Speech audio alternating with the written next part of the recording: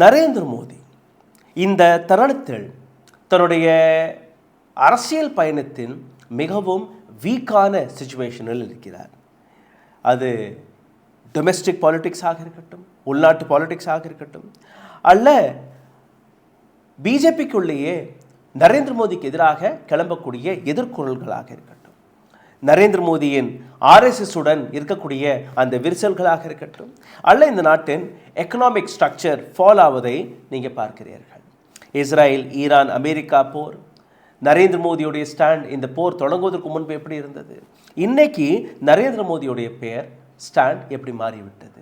Epstein ஃபைலும் இந்த ஒட்டுமொத்த விஷயத்தில் மிகப்பெரிய ட்ரம்ப் கார்டாக வேலை பார்க்க போகிறது. மறந்துடாதீர்கள், நரேந்திர மோடி அவர்கள் ஜூன் 4 2024 எந்த அரசாங்கத்தை, எந்த மைனாரிட்டி அரசாங்கத்தை தொடங்கினாரோ அதே மைனாரிட்டியில்தான் இன்றைக்கும் இருக்கிறார்கள். மெஜாரிட்டி மார்க்கிலிருந்து 32 எம்பிக்கள் இன்னும் குறைவாக தான் இருக்கிறது. அதாவது இன்றைக்கும் நரேந்திர மோடியின் இந்த அரசாங்கம் மைனாரிட்டி அரசாங்கம் தான். எப்போ என்ன நடக்கும் என்று யாருக்குமே தெரியாது.